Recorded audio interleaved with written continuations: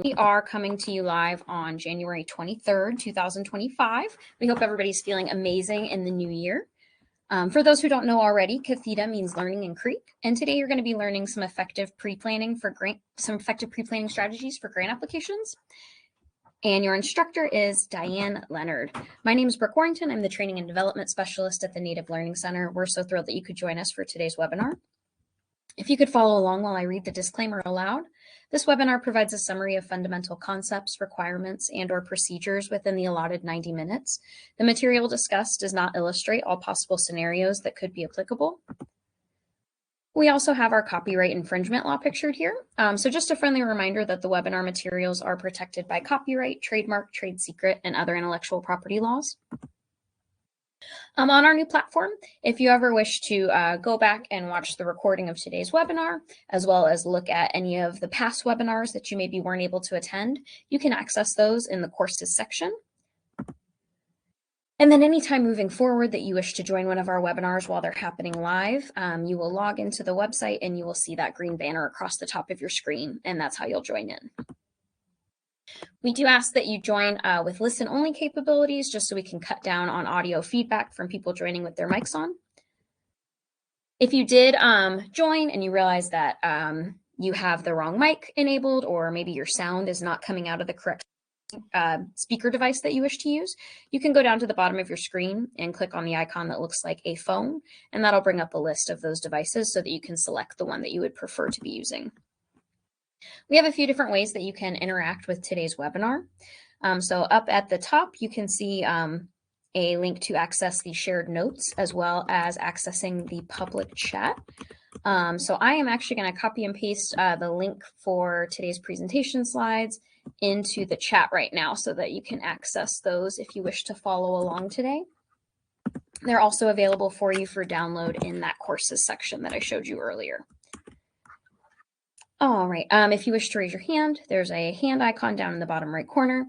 And then if you wish to use the chat, whether that be to ask a question, make a comment, if you have any tech support issues, you can just use that chat box there and use it to communicate with your fellow attendees as well as the NLC staff and your instructor. Before I hand it off to Diane to kick off the webinar, if y'all could take a moment and get the chat box going, you can let us know your name, where you're joining us from, your work or the role that you have in Indian country, and your tribal affiliation if you have any. And while y'all are getting the chat box going, just one final note, we have learned that if you click on an option on that red menu panel to the far left of your screen, it will pull you out of today's webinar and it will take you to whatever you've clicked on.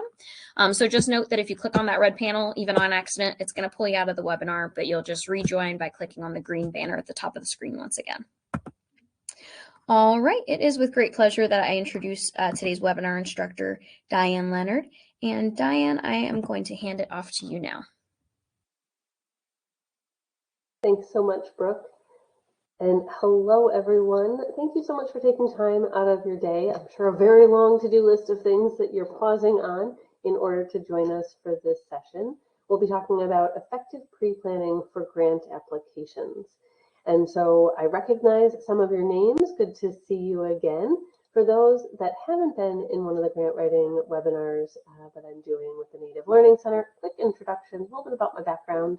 So I'm Diane Leonard, and I'm the owner of D.H. Leonard Consulting. We're based in far, far upstate New York. I have less snow on the ground than perhaps some of you that might be in southern parts of the country. But that's where you'll find me talking about grants. I have been talking about grants, loving talking about all things grants for my entire career. I actually started on the other side of the grant-seeking equation. I was the program officer for the Michigan Women's Foundation when I started my career, so I was helping to make grants, get money out the door to organizations that were doing awesome things.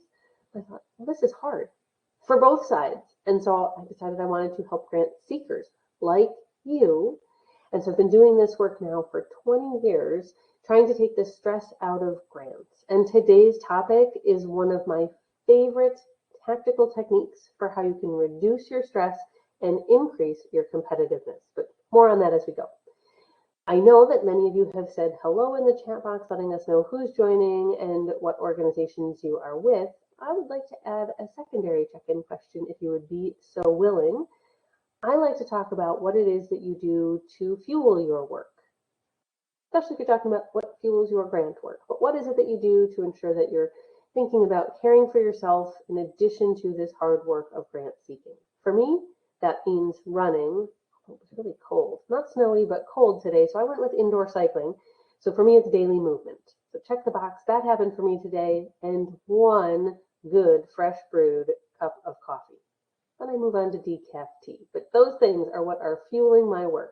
If you're willing to share with us in the chat box what is fueling your work today, maybe it's a walk with the dog, maybe it was reading a book this morning, maybe it was pausing to not have lunch at your desk. Whatever it be, there is no right or wrong answer, but if you're willing to share what's fueling your work today, I would love to hear. With that, let's take a look at our agenda.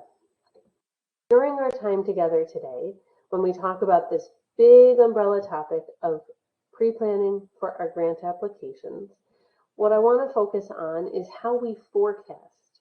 So find opportunities that will open but are not open yet. That's going to give us the opportunity to have a bit of a head start, which is a competitive advantage. We're going to talk about how we engage our collaborative partners in this process. They are an important part of the process. We'll talk about why and some specific ideas and techniques. And then we'll look at what sort of program design or project design work can we do before an opportunity opens that will give us a competitive advantage so that we are maybe a step or two ahead of ourselves when we sit down to write the formal application. We will have a formal Q&A at the end of our time together today. However, this chat box, I strongly encourage you to use it in whatever way you're comfortable during this session. I might ask questions of you, and why for yes and for no, short words or phrases. All of that is welcome but not required. If you have a question, you certainly can use one of the reactions to signal me that you have a question, but you are also welcome at any time in today's session to type your question right into the chat box. I'm watching. It's right in the center of my screen, so I can see if someone asks me a question. I would love to pause and answer those questions in the moment for you. Like I see that, again, chat box is right there for me. So what's fueling your work? Movement, music. Oh, absolutely. Sometimes I need the music, sometimes quiet, sometimes loud and dance-like in order to fuel my work too, Ella. I love that. For Carrie, it's praise and worship music that's fueling. Unexpected running to the store. Awesome.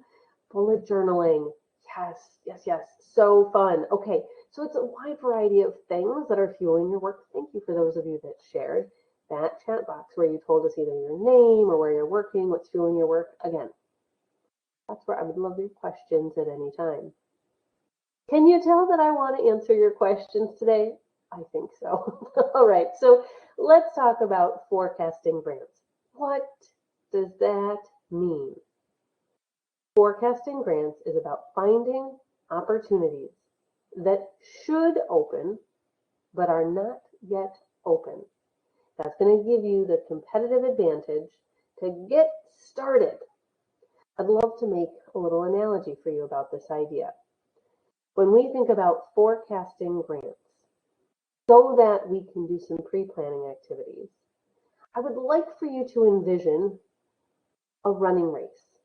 Maybe it's a 5K fundraising road race that is what you're imagining. Maybe it's like an Olympic marathon that you're imagining. Maybe, like me, it's a high school cross-country meet.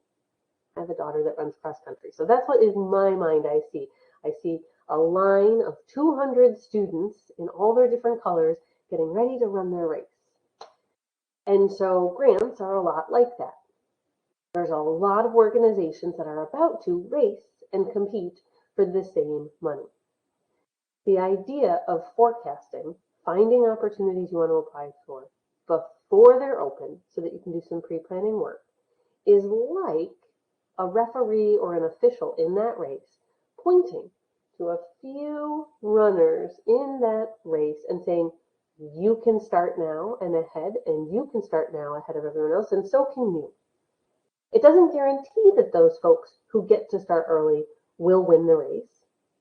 So forecasting and pre-planning does not guarantee that you will win the grant, but it gives you that head start. It does increase your chances of getting over that finish line, of getting that award letter first. So hopefully that helped to help think about what is this forecasting and pre-planning we're going to talk about. Where does that position us in our organization? With that in mind, I would like for you to think about, and it's optional if you would like to share in the chat box, pre-planning, forecasting. So thinking about opportunities and preparing for them in advance of when they are open with a formal deadline. What does that look like for you now? You might choose to jot it down on a piece of paper. Maybe you've got your bullet journal there and you write it as a note on the side. Maybe you put it on a sticky note. Maybe you just think about it for a minute. Or if you want, you can go ahead and tell me in the chat box. What does pre-planning, this idea of forecasting and working towards application preparation, what does it look like for you right now? No judgment in your answers. You're here to learn more about how to make it more effective, more efficient for you. I'm just curious to understand where everyone is starting from. So if you're willing to share, that's great. The second question I would ask you to consider, what do you want it to look like? What would feel better for you? What would feel more efficient or more effective? If you're thinking about finding space, making space in your weekly plans, your monthly plans, your quarterly plans, what would you like it to look like for your organization in terms of forecasting opportunities, finding things before they're open, and doing some preparation work before the opportunity formally opens? If you have a sense of what that ideal might feel like, maybe it's the phrase, it would feel less stressful. I've heard that before. Write that in the chat box. Or again, if you prefer not to be in the chat box, you can write some notes so you can reflect on them later. Maybe what you're thinking about, what you would like it to look like. I've heard this before as well. I would like for it to happen. I would like for it to have a space on my calendar. All fair answers. Maybe you're saying, I would like more people than just me in my organization to be thinking about it. All answers I've heard before. No judgment on what it is, for what it looks like now, and for what in your mind might be the future of your pre-planning work, your forecasting work. All right, so I see for what it currently looks like, Suzanne, you're utilizing the grant tracker. Great. That gives you a visualization of what is coming up, what you think might happen. So that is the forecasting act. You've thought about things in advance. And so then the thing that organizations always have to consider is, how do we go from knowing it's coming to taking action, to being as ready as possible before it opens? Brittany, thanks for sharing what it is that you want. Creating a plan for the project with dates, potential deadlines, items to be accomplished for next phases. So maybe a spreadsheet that could be broken down into smaller lists and auto-populate on your calendar. I love it. Did you know when we talk about grants, how much of that relates to project management skills? A lot. And that's a lot of what I get out of your comment there, Brittany. Thank you for sharing. Absolutely, there's a lot of software tools that can integrate directly with your different calendar systems, whether you're Outlook-based or Google-based. I would absolutely be happy to chat with you offline about specific tech recommendations to make that idea a reality for you, Brittany. You'll have my email afterwards if you want to chat about some different tech options. There's a lot of great tools. All right, let's see. Ella said, in terms of what would it look like, what would be great, reviewing previous grants and making sure to keep resources of those grants to see if they're going to come up again in the future. Ella would like to have more people have access to upcoming opportunities, so sharing ahead of time is preparing. Yes, okay, love everything about that you're saying. More people. Doesn't have to be that they love grants, doesn't have to be that they write grants, but people in your organization who have a stake in seeing those grants be successful. Yes, having them know it's coming up, that you're going to need information, You're going to want them to weigh in on the decision to apply or not. Love it. Deneen said, starting to gather data from partners who are going to be part of the program or project. You get a high five virtually for that one. Absolutely. We're going to talk about partners in a little bit. I love that you're thinking about that as a step up in terms of your forecasting and your pre-planning. Wonderful. All these are fantastic things that you have shared. Thank you to those of you that shared. Let's talk about how to make these things a reality. I'm guessing that what was shared is a representation of what many of you are feeling, but certainly there could be other things as well. We're trying to get that competitive advantage. But wait, oh, hold on. I'm making an assumption.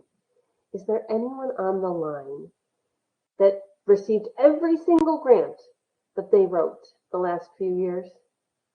If so, I'm ready to, I'll have my dingy bell ready. I did not. No one on my team did. I'm not sure that I know a single colleague that wrote more than one that could say they got all the grants they wrote in the last few years. I know to me like that is a bad joke, Diane. Bad joke. I wish. Brittany, I know I wish. My humor, I know. So our ideal is to get as many grants as possible. The idea of getting all the grants, that is truly a wish and a dream. The game is competitive. We're going up against awesome organizations, and there are many things outside of our control. But we want to control as much as possible. And this idea of pre-planning and forecasting is one thing tactically that the data shows will help your organization be less stressed during the process and increase your chances of success. So let's talk about our big best practices. Some of you have seen this in sessions I've done through the Native Learning Center. For others, this image might be new, so let me give you a quick walkthrough. When we talk about our best practices in grant seeking, in the field, there's two big ways that it's talked about in the grant writing field. Grant life cycle is the newer phrase. I love that phrase, though. It's the one that resonates the most with me.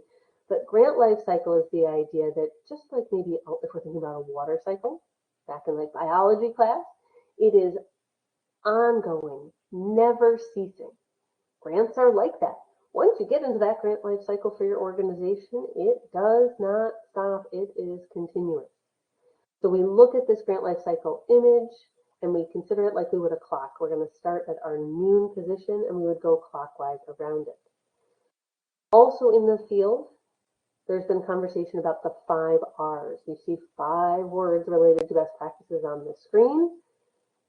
They all start with or have the letter R capitalized within them. So when we think about our 12 o'clock noon position, we have readiness. What does it mean to be ready to apply for a grant, to be technically eligible, to be able to get into the portals, to be allowed to apply? That's where we begin, whether we're talking about foundation, state, federal funding. As we move clockwise around the circle, we get to research. Research is often the spot where folks think about forecasting. Finding out, doing the research work to learn what are the opportunities that may open. We're going to look at some specific tools and techniques to do that in just a few minutes.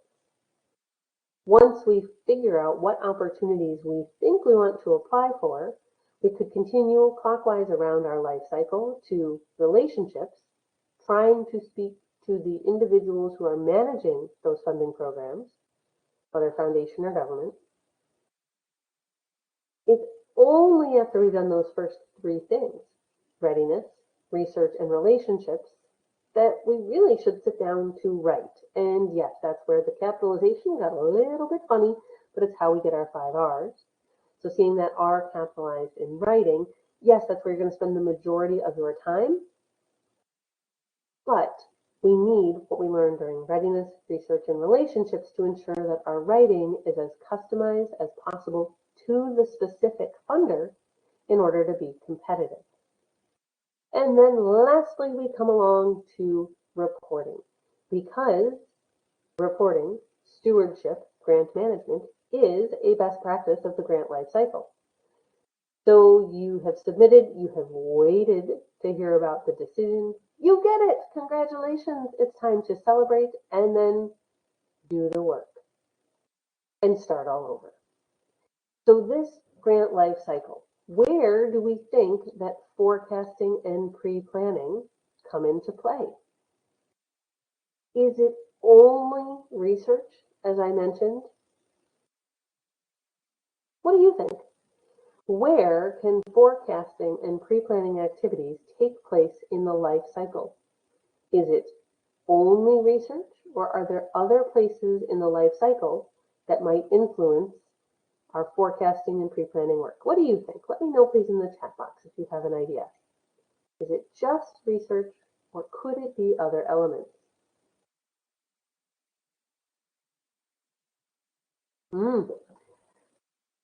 Ella weighs in that it could be also relationships and readiness.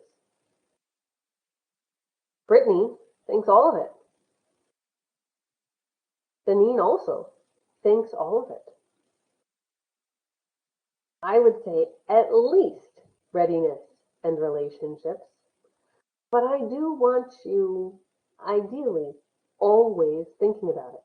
Not literally always. You've got a lot of other things on your plate, but in terms of our grant life cycle, it's true. You never know in what interactions with the funder or what you're reading for a grant report or preparing, you never know when you're going to learn something that will help with the forecasting for opportunities or the pre-planning activities related to your next project, your next program. So it is truly present everywhere. So the arrows make it look nice and clean and smooth. There could be some chaotic squigglies on the screen as well. I think that would be fair because it really could be anywhere. As we think about what that means, where I want to start the conversation, we're going to start at the tippy top in terms of dollars size, average dollar size of awards. We're going to talk about federal grants first and tools for forecasting that will lead us to pre-planning. I'm going to quickly, I might talk about state just for a minute. It varies from every state. We don't have time to cover all 50 states, but the lessons can be applied to state funding. And then I want to show you how that idea of forecasting, how it's going to apply to foundations as well. Now, let me say this, please. When we think about grants, grants are always evolving. There are different trends every few years, every administration. Constant truth. I have been in this field, remember, for more than 20 years. So I've seen a lot of things. I've seen changes in stock markets. I've seen pandemics. I've seen different presidential administrations. Grants are always evolving. That being said, we are in a period of new evolving things. And so what I'm showing you is what is now. Is it what will be in the future? Constantly changing, but it is what we have now. So the tools I'm going to show you are things that you can watch. They are things that are free so that you can also start to pay attention and learn about how to watch and feel comfortable about what might come out, what you might want to pre-plan for. The first place I like to start is on the OMB website, OMB standing for Office of Management and Budget. What is the entire budget for the United States government? Has anyone ever read the budget for the United States government? Just a little light reading. Has anyone ever read it in its entirety? You can let me know in the chat box. Y for yes. N for no. I'm an N for no. I've not read it in its entirety. What I have read, oh, and see, that's what, not all of the websites I would normally talk about are currently available to you. Apologize for that. Again, things are ever evolving in this moment. And so you'll want to search for OMB and budget, but maybe not today, maybe in a few days. But when the budget is available to you, what I would encourage you to read is your department or agency that you are most interested in.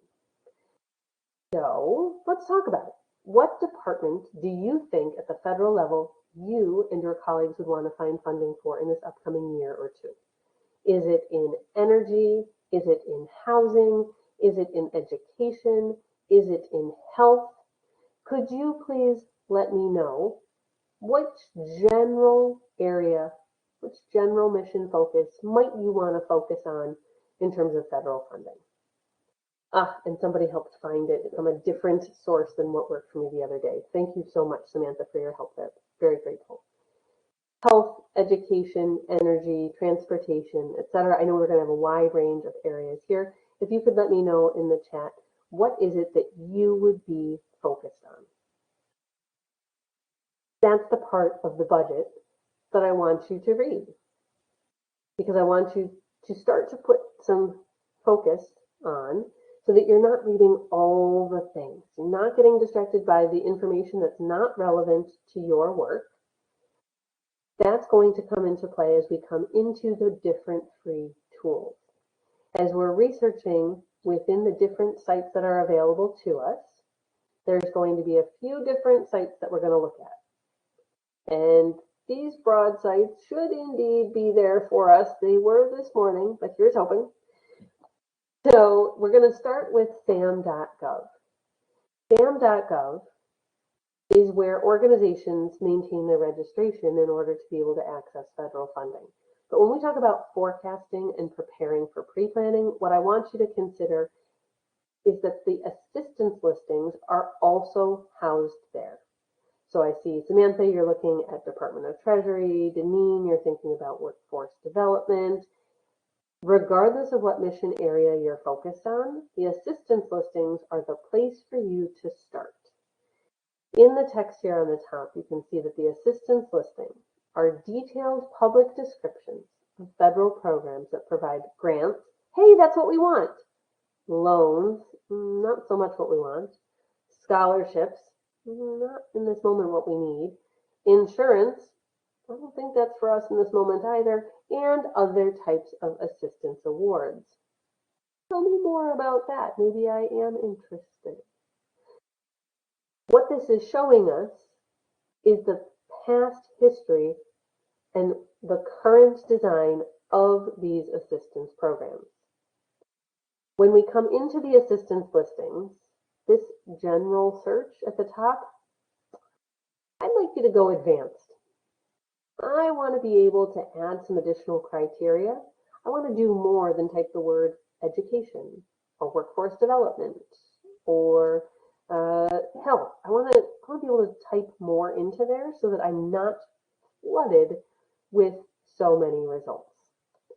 So when I come into the advanced search, you're going to find on the left-hand side that there are a number of different ways that you can reduce your search criteria. One of my favorite first filters to apply, so that you're not seeing all the things in the assistance listings, but rather some, is the department or agency that you're interested in. That should bring your results quickly down. You may decide you want to apply additional filters. You might try keywords. You very well might want to look at the eligibility field and expand that in the advanced search.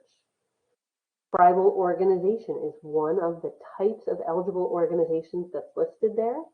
By selecting that, that will take away all the things that are not relevant for you, that you could not apply for directly. That's another great way to reduce your search results.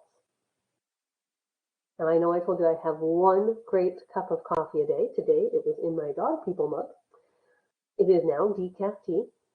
But my rule when I'm doing searching is the coffee cup rule. I would like to put on enough criteria, so it might take a minute to layer them, that I can read all of the results at an initial high level before it is time to refill my mug. Or if you prefer, it could be the water bottle, it could be get another can of seltzer. Let's call it the beverage at the desk rule. Continue to add filters so that you are able to review at a high level all of your results before it's time to get another desk beverage.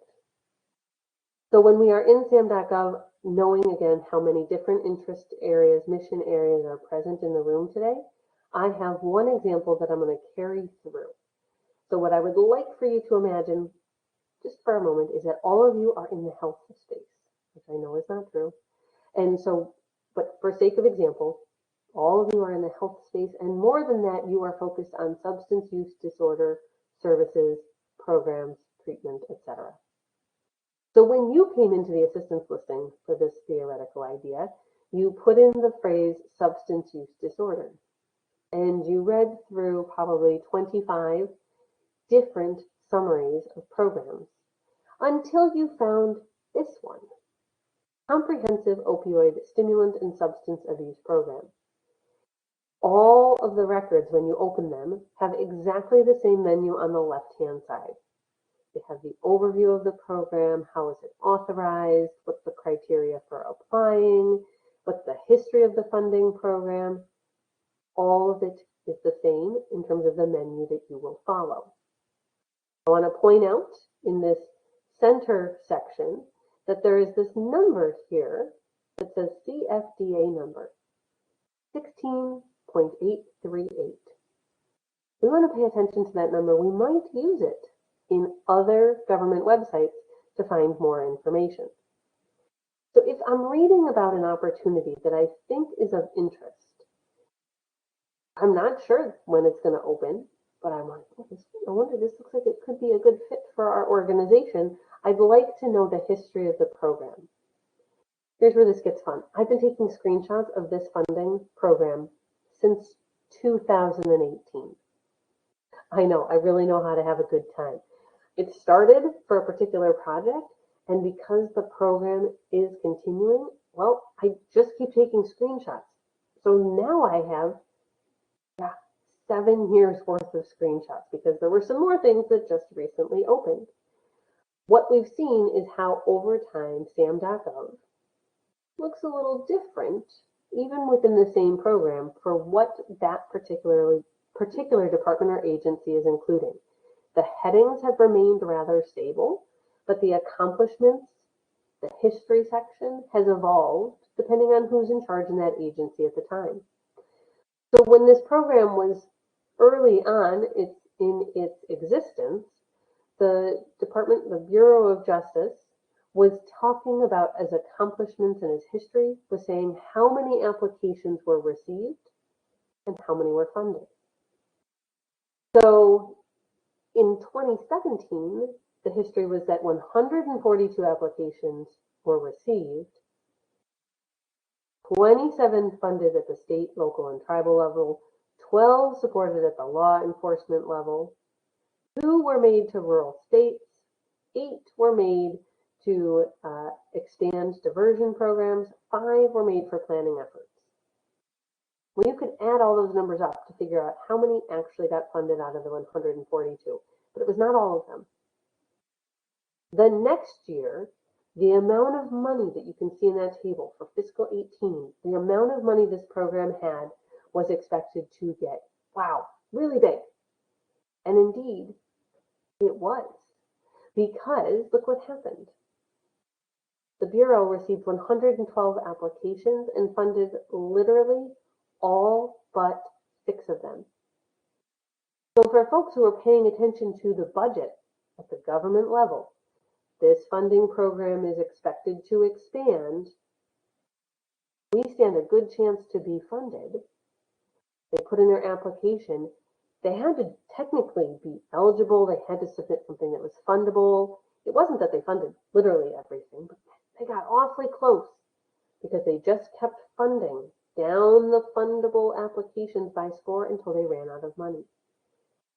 So what you're looking for when you're forecasting is not just when will it open, but what is the dollar amount that is budgeted, that is supposed to be approved? What does it tell me about whether competition will be tighter, or if more applications might be funded in this next year?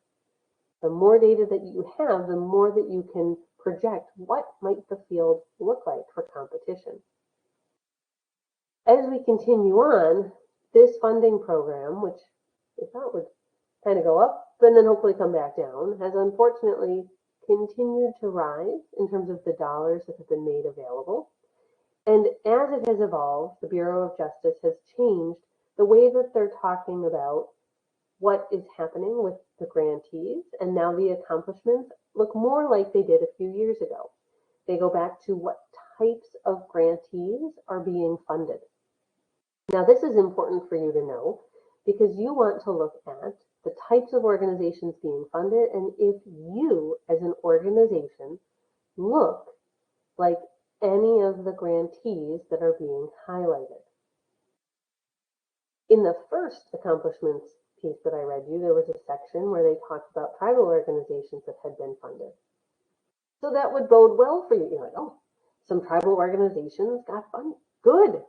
That we look like that in terms of the organization eligibility type.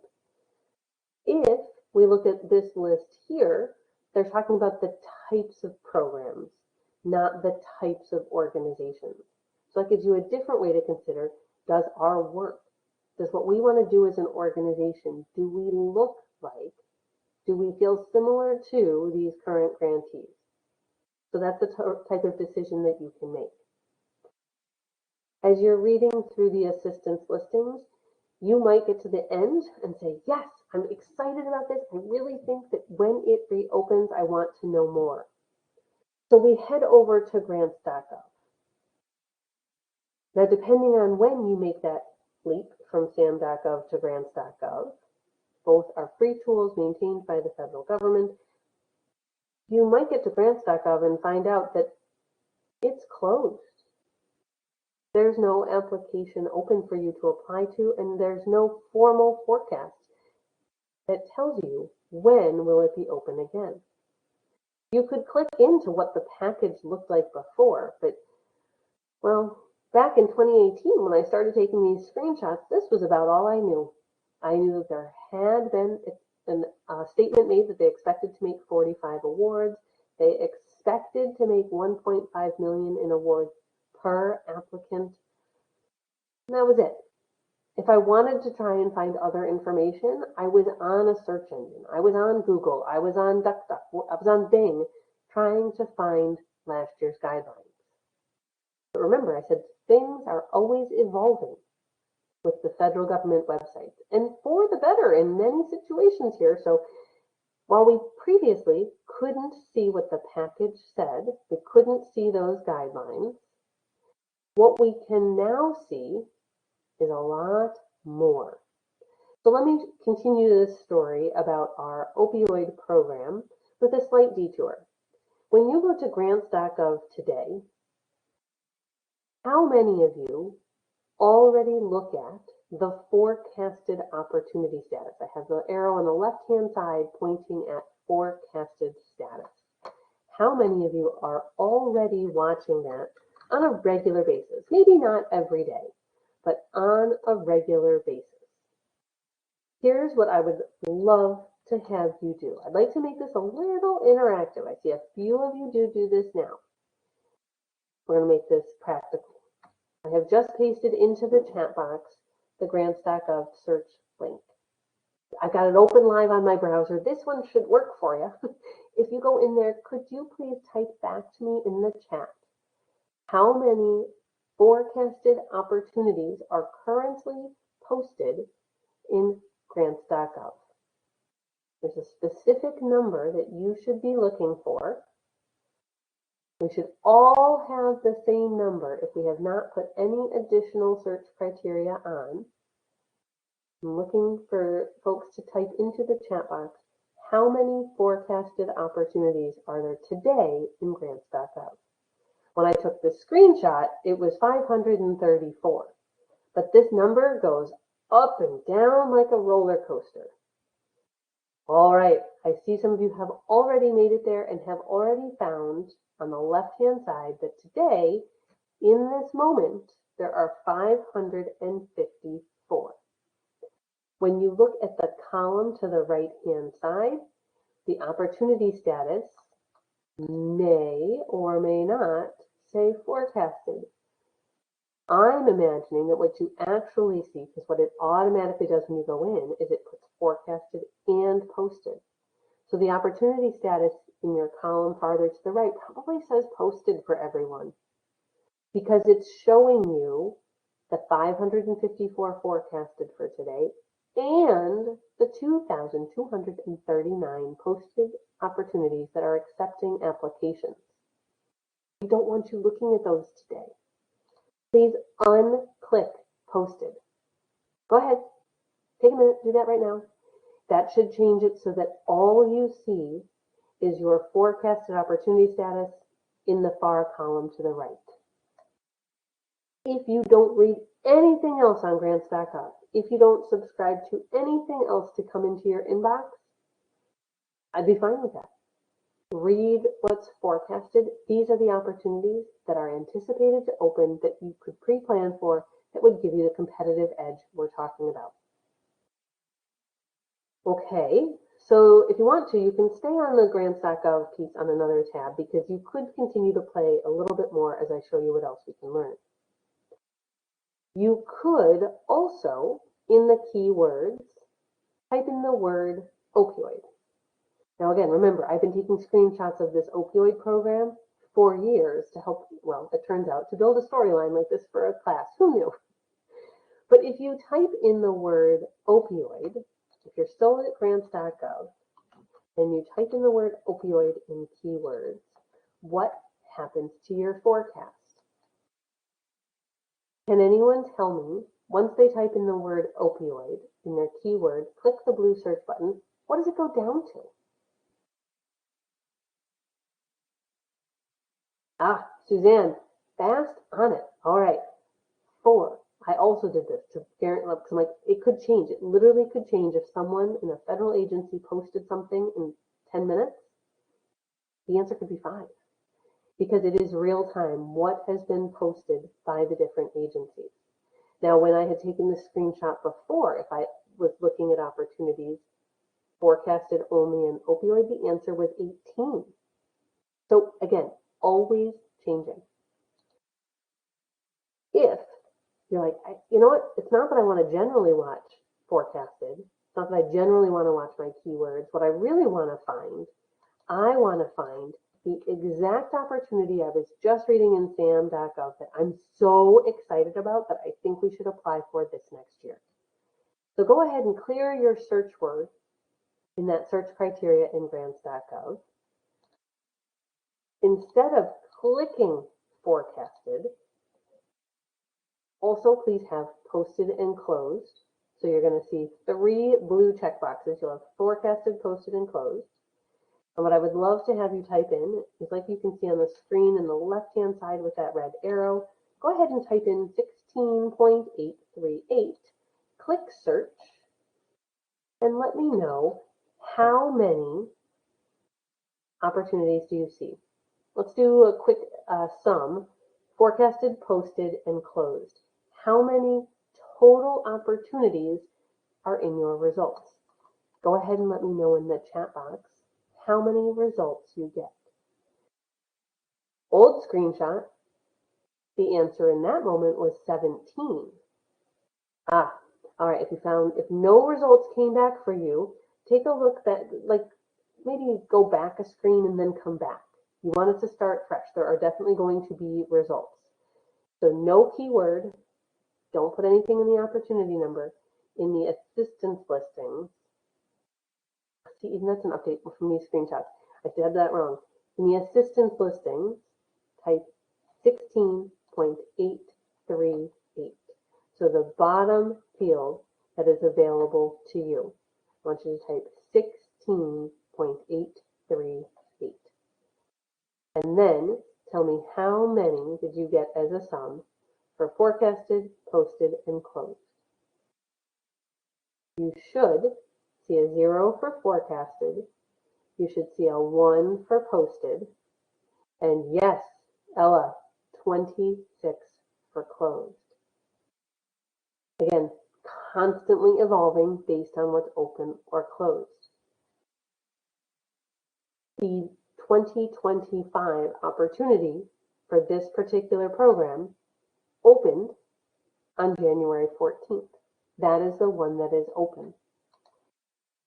I do not. If you're like, oh, I love this funding program, I want to apply for it, I would say, no, I don't want you applying for it. It's already open. There's already people running that race. They're going to finish before you. They're going to be more competitive than you. It's going to be really stressful for you.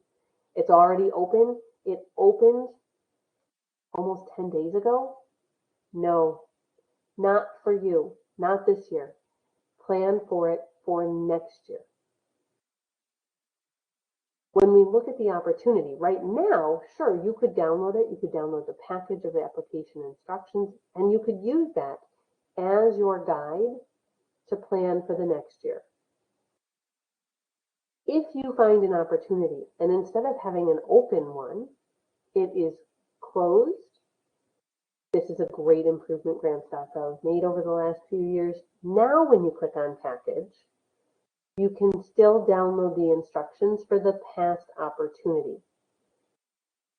So you go ahead, you see the red arrow that's pointing down, you can download those instructions. Those are going to be basically your facilitation guide for pre-planning. You're not completing the application. You're not writing the whole narrative. Pre-planning is using last year's instructions like a facilitation guide to get ready to do the application work together. Now there is a second arrow on this screen, and it is pointing at your right-hand side of the screen. It points to the word subscribe. I feel like I'm talking about a YouTube channel. Be sure to click the button so you never miss any of our updates or our new videos, right? And I sound like a YouTuber. I'm not. But if you click that subscribe button, what will it do? Well, first of all, you have to be logged into your free individual account at grants.gov for this to work. But once you click subscribe, you're going to receive notices in your inbox if anything else happens with this program.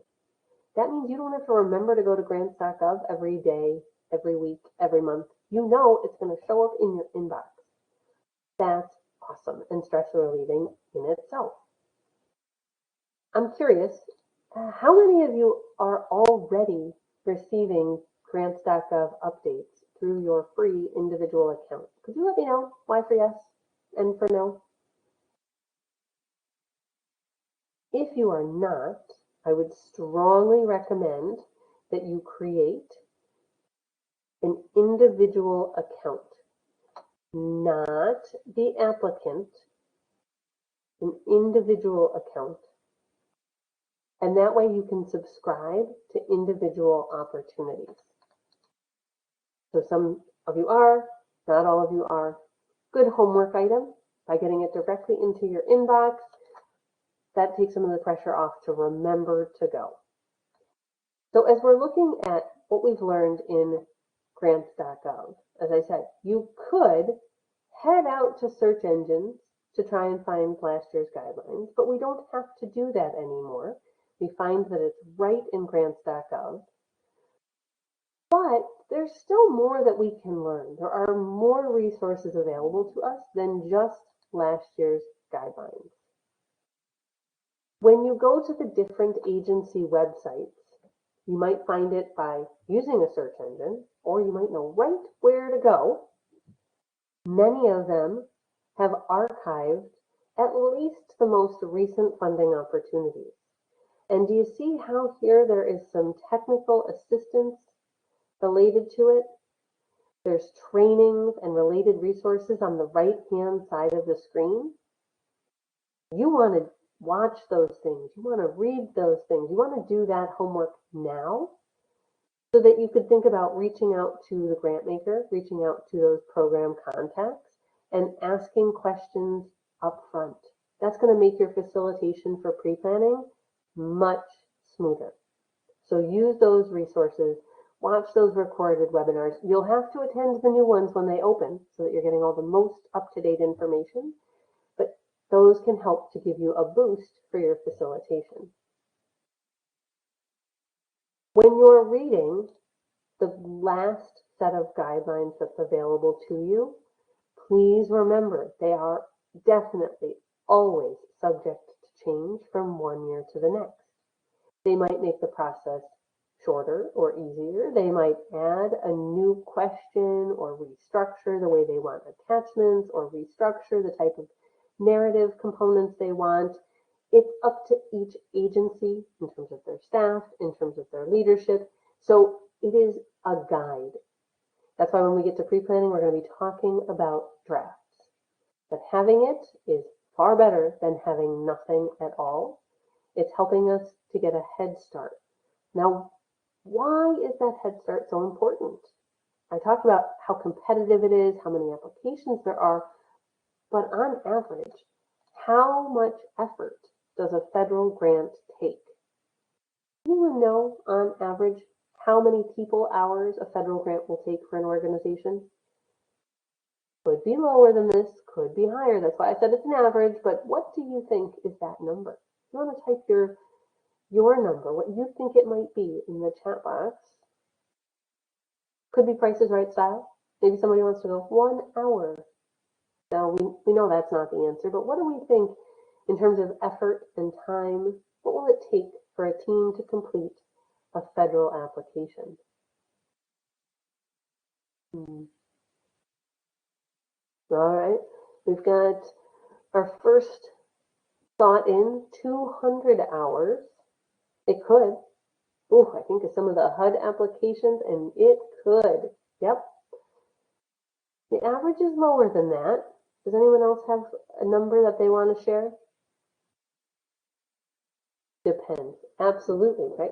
It depends on if you've ever had this type of funding before, if you've done work like this, or it's a brand new project or program. On average, 100 people hours. Some are far less. Some are way more. But on average, if you're thinking about the fact that we have to spend at least 100 people hours to get this work done, pre-planning is going to take that 100 hours and it's going to spread it out. The work still has to be done in order to be competitive, but it takes some of the pressure off you and your colleagues that are helping to do the work.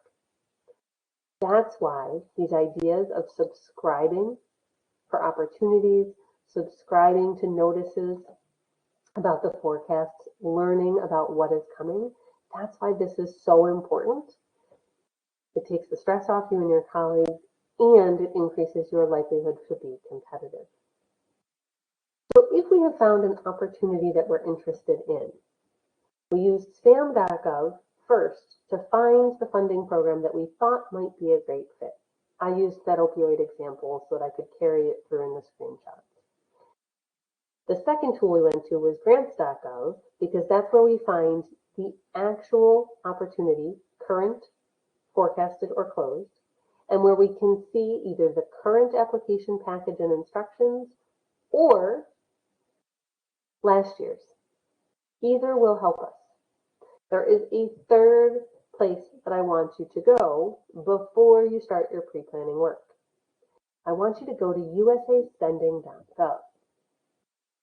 usaspending.gov, also a free tool, is where you can look up all current and past federal grants and contracts.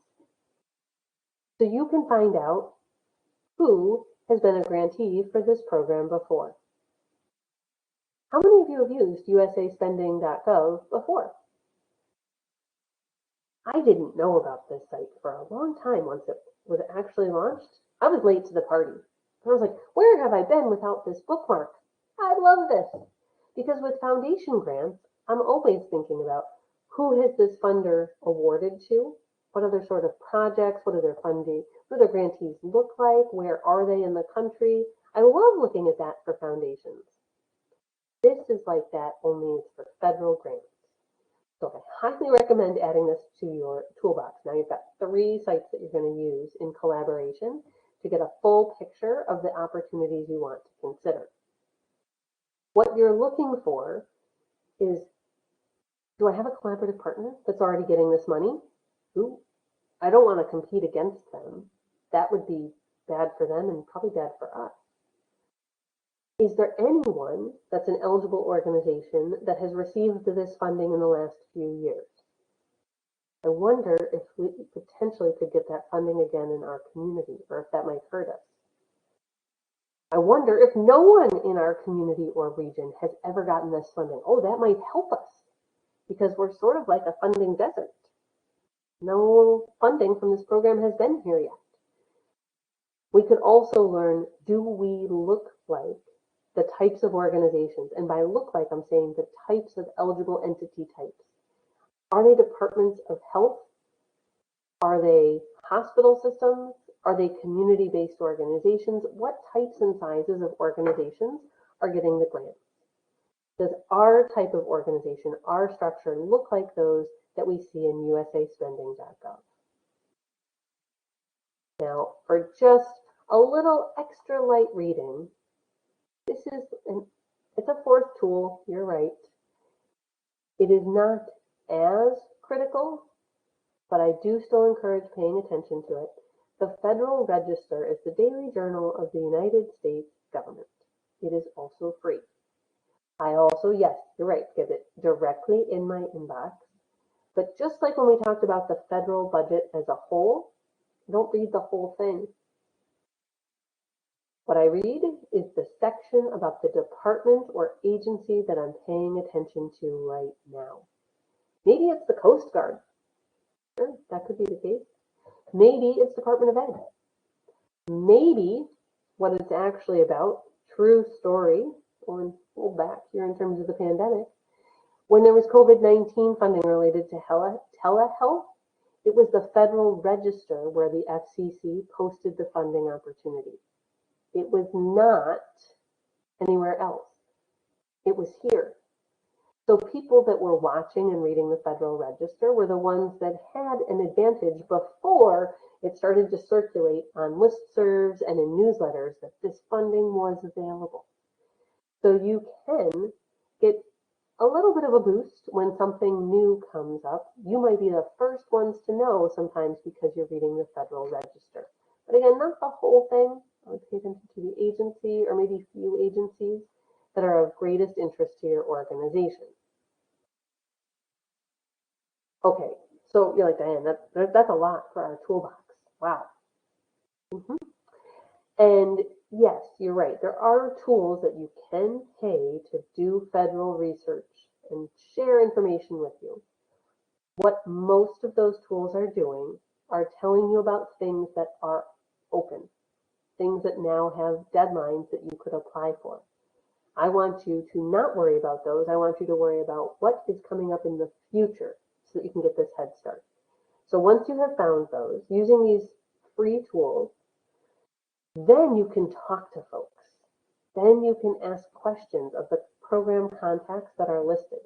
SAM.gov is required to list contact information. Grants.gov, when they do a posting, is required to list contact information. It might be an actual individual person's personal work email. It might be a generic inbox for the office. Either way, you can still reach out, see if they are still involved with this funding program. Ask them if it's okay for you to ask questions or if there's a different way to get technical assistance. Get information from them now. They are usually more available and able to answer questions when it is not open than once the next process begins. I'm curious, have any of you ever talked with federal staff about an opportunity that you are interested in potentially applying for in the future? Go ahead and let me know in the chat box if you have. Y for yes, N for no. It's amazing how helpful those folks can be. They might save you 100 people hours and say, oh, actually, no, this isn't the program for you. Have you looked at this one over here? Or they might say, oh, let me answer your questions. Sure. And then when it comes out, hey, be sure you go to the webinar and be sure you pay attention to our technical assistant. Don't forget that these folks are there. They might have a communication preference. They might say, only email me. They might say, don't leave me voicemails. I won't return them. True story, had that happen. But there are people that are paid to manage these funding programs, so you should try to talk to them because it's going to help you facilitate your pre-planning in a few minutes. Now, the federal piece, I spend a lot of time on it because there's all these tools. Ooh, look, here they are on one particular slide for you. Lots of tools. But they're all free, and I want you to understand how they connect so that you can follow the path to finding your opportunity you're most excited about.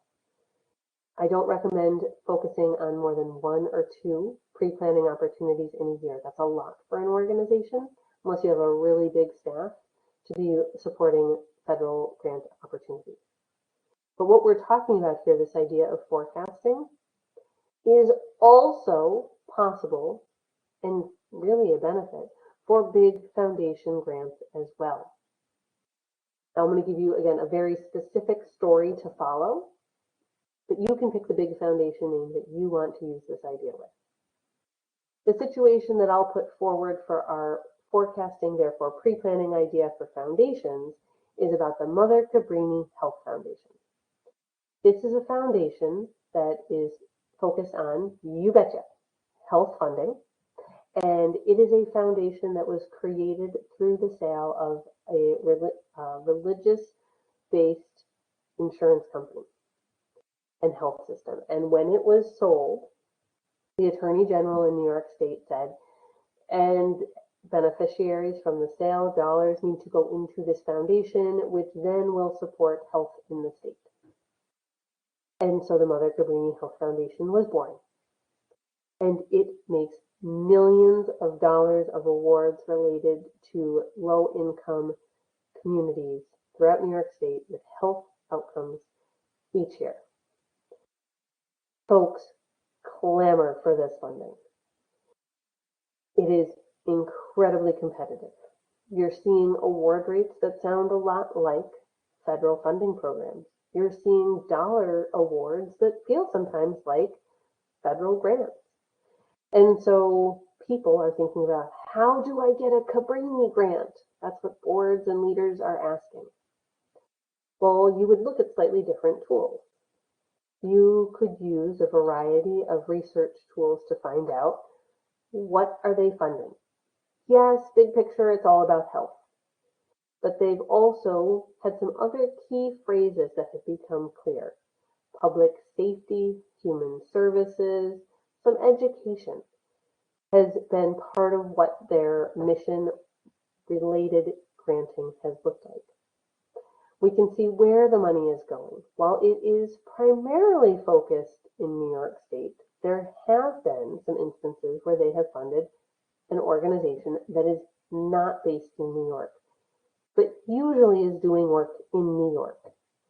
But that's why this image on the screen in the center of the United States is not only a darker shade of teal for New York State. It's why there are some other states that have a little bit of shading, because they are organizations based in that state that got the award, but again, are doing work in New York.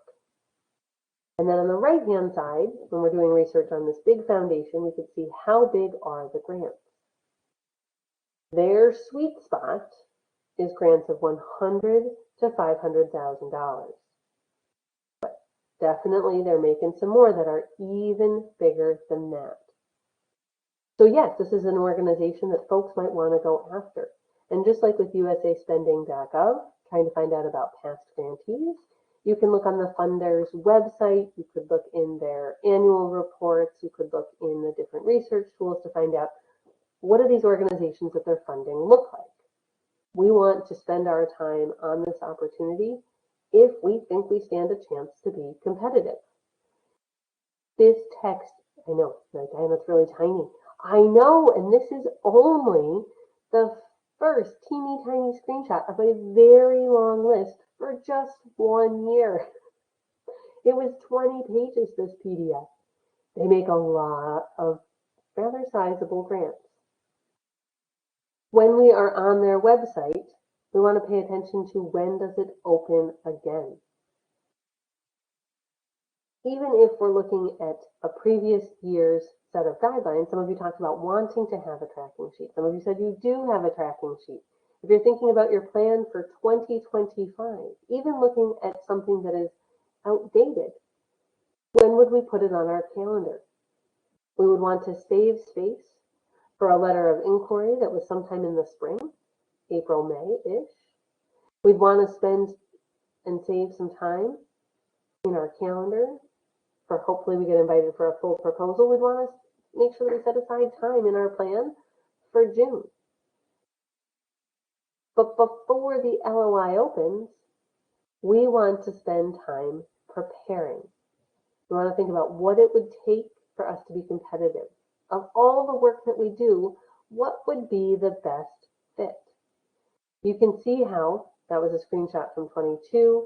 Their website, we've had some, it's such a new foundation in the grand scheme of things that it looks a little bit different every year because they keep polishing who they are and giving more information. But you can see that last year's window was pretty similar to what I just said by looking at 22. About April, maybe into May some years. Full proposals, if you get invited, in June. I would expect something very similar for 2025.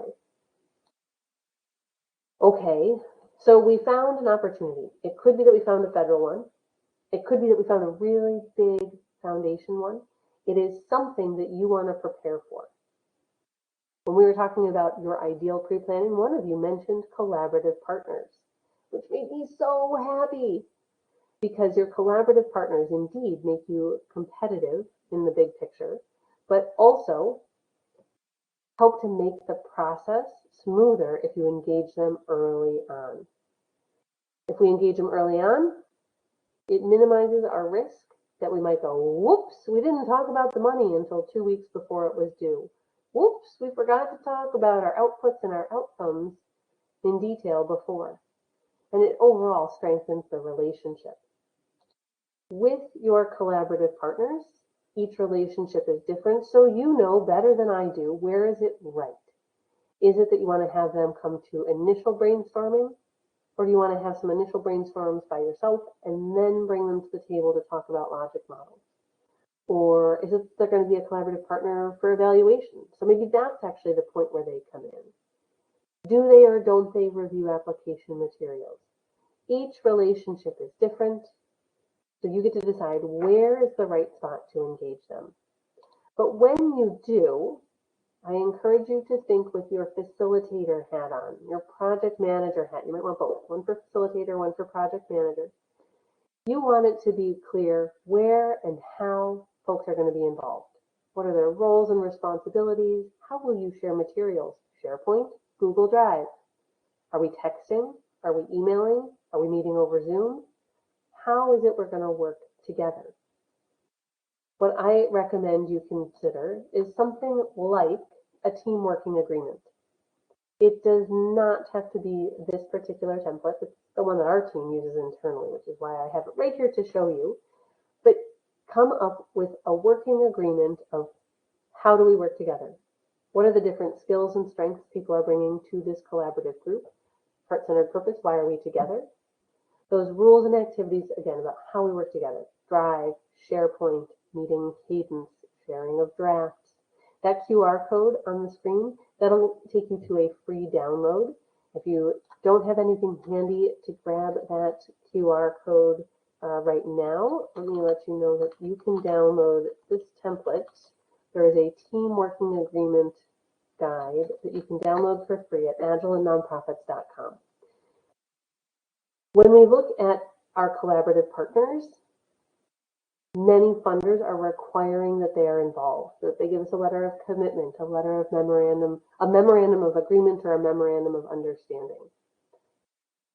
Waiting to that point, not engaging our collaborative partners until we need that letter or we need that memorandum of understanding, I'd argue that's too late.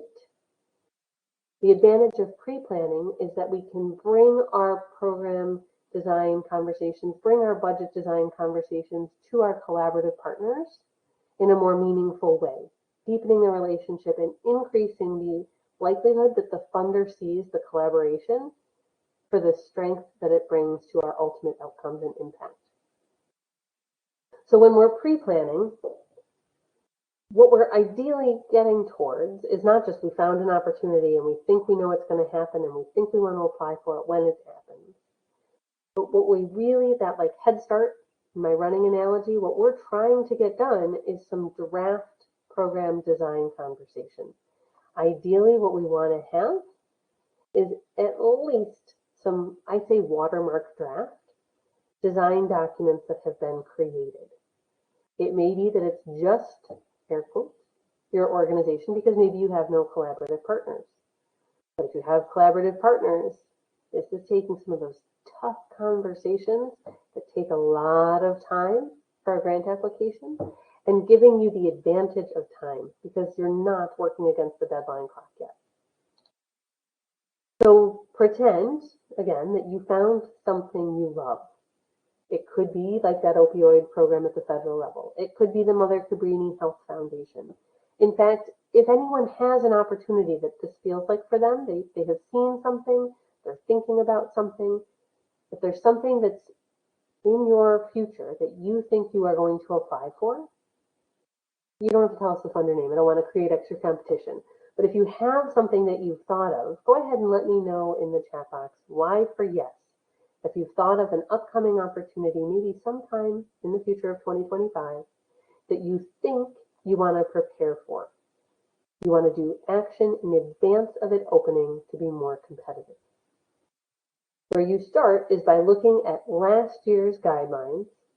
What did it take to be eligible last time? Therefore, what do we think it will take to be eligible this time? What were the required elements last time? What do we think, therefore, we might have to work on in this next application? And how was it reviewed and or scored? When we're looking at these different criteria, on the right-hand side, upper part here, what we see on the screen is actually a screenshot from a past set of guidelines. Is this description of what an application should include? Is it exactly what we would expect this next year? I can't expect that it will be exactly the same, but I can look for some of the key elements. Okay, so yep, expecting a narrative, but do I have to have a work plan within the narrative, or is a work plan an attachment? Do I have to have a project timeline within the narrative, or like in this example, is it a likely attachment? Budget justification, expected. Do I need letters of commitment? Do I need any legal agreements like a memorandum of understanding? Each agency has such unique different requirements. I want to find what are the things that are unique that might potentially trip us up along the way. For example, with memorandums of understanding and agreement, I have seen that slow large collaborative grant applications down to the point where they almost didn't get submitted because those require board approval, they require legal review and signature by different organizations that are involved, and that's a lot of moving parts. So it's not that you're getting them signed before this opportunity opens, but starting the process in advance increases your chance of getting it done before the deadline. Now, by looking at criteria for review, we understand how we will be reviewed, how we will be judged, how we will be compared to other applicants that are also trying to go after the same money. We want to know if there are usually priority points. A great example of understanding the review criteria and why it matters, the USDA, their DLT funding, Distance Learning Technology funding, been around for a long time. Each year, there are different reasons why they give priority points. Never the same, always at least a little different. This last year, the funding has become so competitive that in my own state, the USDA contact that we talked with, his point of feedback was, if an organization did not qualify for priority points in 2024, they did not get funded.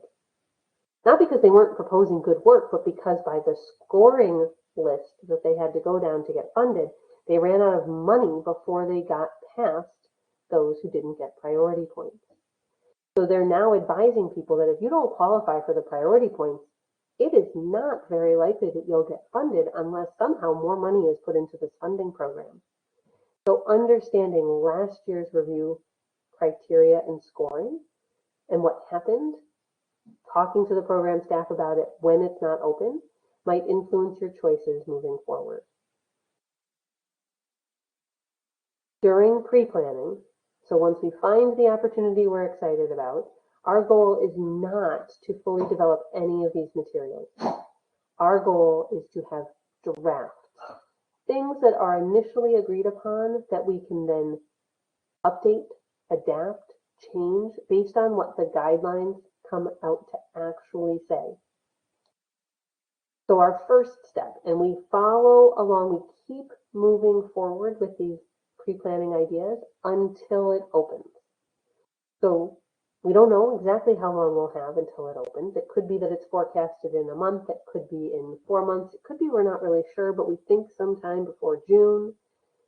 Whatever we have for time is an advantage, is a head start. It's at least a few steps in that running race. So the place to begin is in our logic model. On a scale of 1 to 10, 1, just learning about logic models today. 10, I love logic models, but Diane, please do not ask me to unmute. What is your comfort level related to designing logic models? Absolutely no judgment on my answer here. We have done logic model training at the Native Learning Center in the past. It's embedded throughout in this upcoming year. It's a common theme that we talk about in grants, but just very curious if you're willing to share what your level of comfort is related to logic models. Logic models are often a part of a grant application, but they don't always call it that. So a logic model may be a required attachment. We see that in federal grants, we see it in some foundation grants, we see it in some state grants. But even when it is not a required attachment as a specific 8.5 by 11 sheet of paper or PDF, the idea of a logic model is being asked about without the label. Here's what I mean. On the screen, you can see these different elements of a logic model. What are your key activities that you intend to implement with the funding requested? Could you please describe for me in 250 characters what the outcomes are that you anticipate achieving with our funding? Sound like questions that you've answered in grant applications before? Probably. They are asking you about things from your logic model. They just aren't calling it that.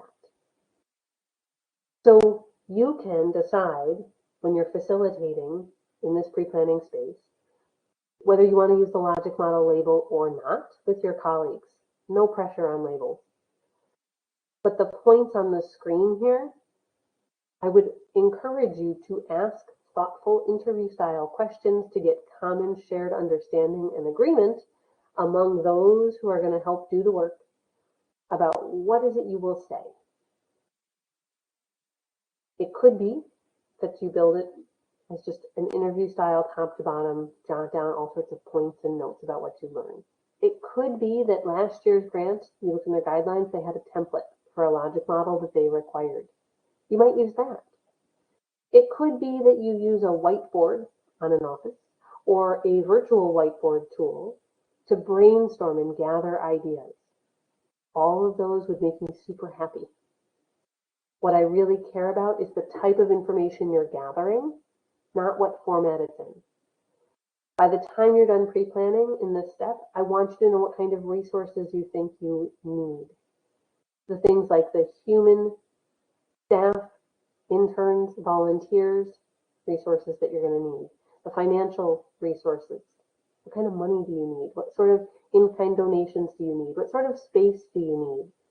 Computers, supplies, everything. Don't leave anything out. I want you to know what kind of activities you think you're going to implement with this funding.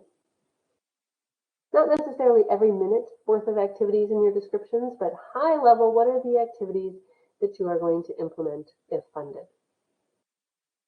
I want you to understand the things and the people that you will count and report on to your funder. How many seniors received hot meals delivered to their home? How many students attended after-school tutoring? How many classes were offered to caregivers? What are the things that you count? Those are outputs to grant makers. I also want you to talk about how will you measure your outcomes. I'm not as concerned about the timeline for outcomes as I am about broadly agreeing to outcomes. But for some groups, when they're brainstorming at this pre-planning level, talking about the timelines for when will they measure things and how will they measure things is possible, in which case now you've got lots of information you could write from. So whether short-term, intermediate, or long-term, I want you in pre-planning asking questions about what sort of changes in knowledge or skill or behavior, what are we seeing that would help us to broadly talk about the impact that we will create. Those elements, from resources to impact, those are all the elements of a logic model. Do they have to be in a particular template or format in order for you to check the box and say, I did step 1 of pre-planning? Absolutely not.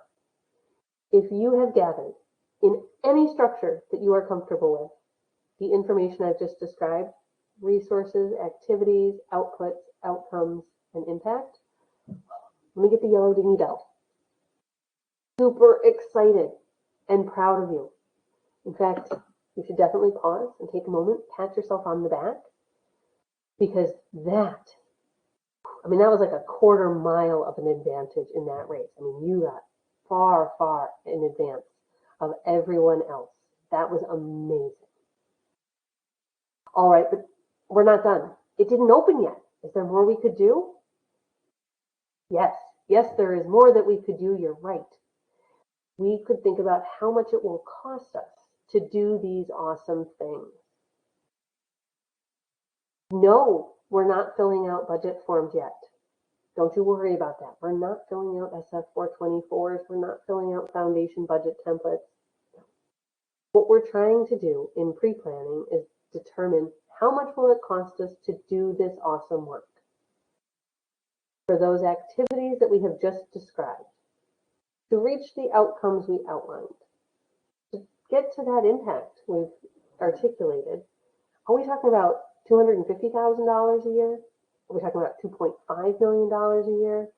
Are we talking about $10 million a year? I don't know. You need to understand for what you want to do, what might it cost? Rough, very rough. Because now you can say, well, geez, this is going to cost us $10 million a year, but this funding program is only going to give me $2.5 million a year. What should we change? Should we go find another funder? Should we change our design? Better to know now whether your ideas, your design for the program is aligned with your budget constraints. Better want to know that now versus later. This is where things can get sticky with collaborative partners. Better to talk now about, do collaborative partners get any of the funding? Or maybe they don't need the funding because they have other funding sources, so they're able to contribute to your project in kind. You don't know the answer for what they need or don't need if you don't talk about it. So talking about it during pre-planning, getting the right folks that are supposed to be talking about the money in the room or on the email chain, whatever it might be, that takes time and often is a reason why collaborative grant applications, when done under the pressure of the deadline, often why they fall apart. So better to talk about it up front. Okay, so you don't have a form filled out, but you have a general sense of how much it's going to cost, and that the collaborative partners, if there are any, are okay with how the money's going to get distributed, if at all. It's time to pat yourself on the back again. It's time to get out the yellow dingy bell. If it did not open yet and you have now both a program design and a rough draft budget, wow, that's impressive. But there might be a little bit more that we could do. Now we're a half a mile ahead of the race. I mean, let's keep going, right? Let's use our head start to our full advantage. Could we build a work plan? So let me go back on there.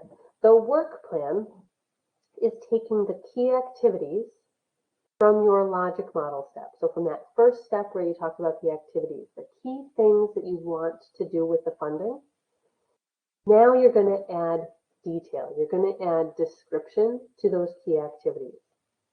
So for each of those activities in your logic model, let's build them out, give some extra detail. What do we know about what they might look like? Who might do them? When might they take place? You might, in last year's guidelines, find that there was a work plan template. It could look like this.